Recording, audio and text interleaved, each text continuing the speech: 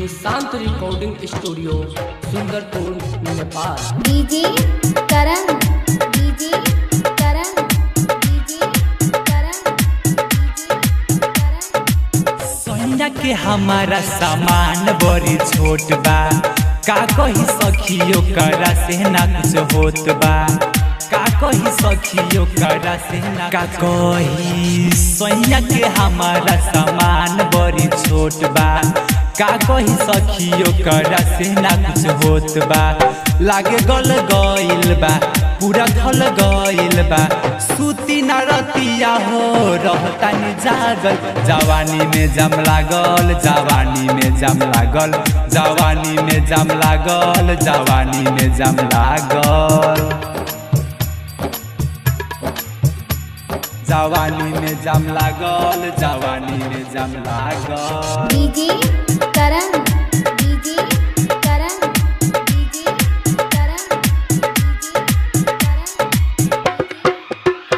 चढ़ल बा जवानी सुनाए सखिया, भतरा से नाही हिलेला खटिया, भतरा से नाही हिलेला खटिया। चढ़ल बा जवानी सुनाए सखिया, भतरा से नाही हिलेला खटिया। हमर मन नहीं भरे जब हमारा के करे, हमर मन नहीं भरे जब हमारा के करे। नया नया फीलिंग खातिर रहतानी पागल। जवानी में जम लागल, जवानी में जम लागल, जवानी में जम लागल, जवानी में जम लागल,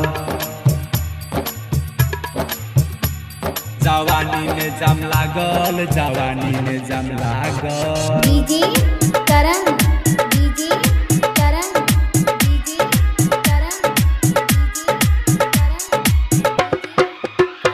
भतरा के लागे बाझड़ गइल पानी, यरऊ से ना सखी बोलतानी, यरऊ से ना सखी बोलतानी। भतरा के लागे बाझड़ गइल पानी, यरऊ से ना सखी बोलतानी।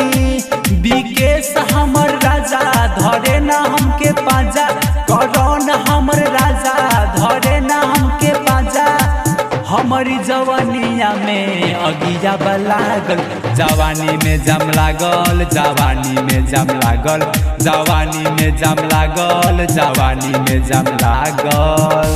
Nishant recording studio Sundarpur Nepal.